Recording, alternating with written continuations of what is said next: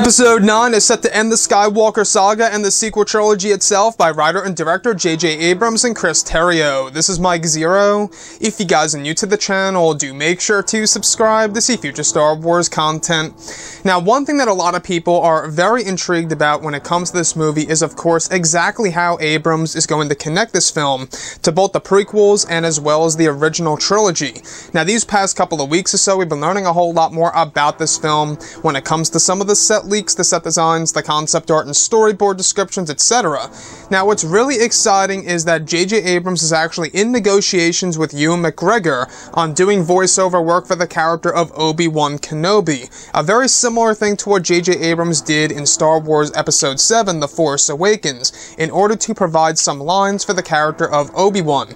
Now, not only does this match up with some of the concept art and storyboard descriptions that we have gone over these past months or so about Obi-Wan Kenobi having interactions with both Luke and Rey, but it also tells us that J.J. Abrams wants to do something very special and wants to pick up with the original plan that he had in The Force Awakens. And it does also tell us that J.J. Abrams does have a specific and real reason as to why he brought in Ewan McGregor for Episode 7 to provide a couple of lines here and there and mix it with Sir Alec Guinness. Now, this is where things get very interesting, is that we do know that Ewan McGregor is very busy as of the moment. He's filming a film, he's got 2 more movies in pre-production, though he's not filming those movies as of yet, so he does have a lot of time on his hands to work with JJ, since those 2 other projects he won't be working on for a couple of months from now. So him to actually do some work for the voiceover work of Obi-Wan Kenobi, to me, I think is just so exciting that they are trying to bring back the character of Kenobi in Episode 9. And you know what? I think that the perfect setup, if they ever wanted to do something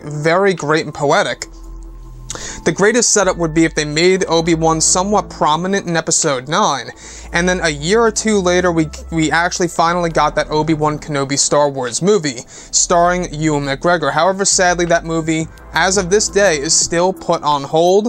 It hasn't been officially cancelled as of yet. The Boba Fett film, yes. The Obi-Wan Kenobi movie, we're not quite sure about.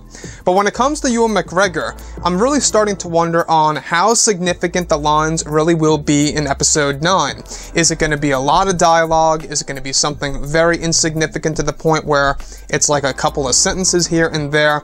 Or is it really going to be something major? Because I believe it's going to be a big thing, because we've been hearing about all these different concept art and storyboard descriptions of interactions between both Rey and, of course, Obi-Wan, and as well as Luke and Obi-Wan Kenobi in Episode 9.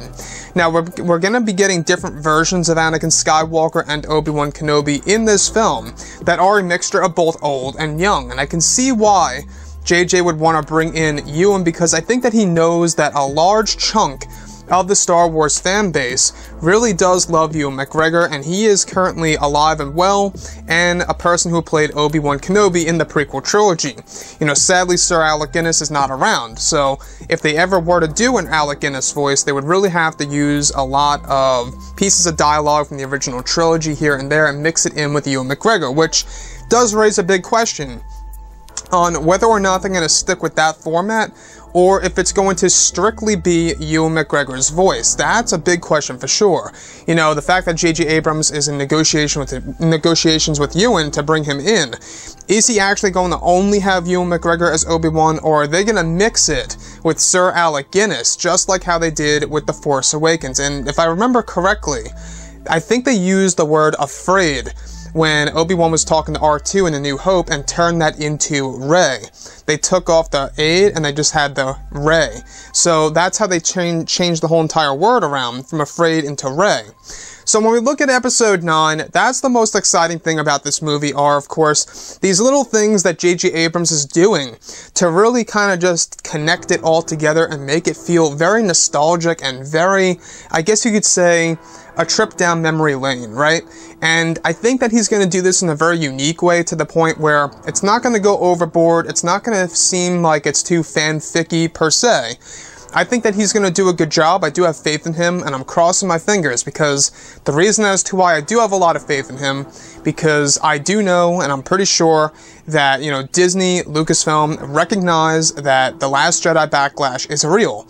And I think that they also realize that there's a lot of, risks here with this movie. There's a lot of things to actually happen if it actually does not make good money at the box office or anything like around those lines. So when we look at episode 9 as a whole, we do know that Ewan McGregor at the center as Obi-Wan Kenobi, I think, is the perfect choice by JJ and crew. Instead of choosing somebody else to do the voiceover work of Kenobi, I think it's a very respectful thing to do for not only the Star Wars fans, but also for some of the legacy characters out there.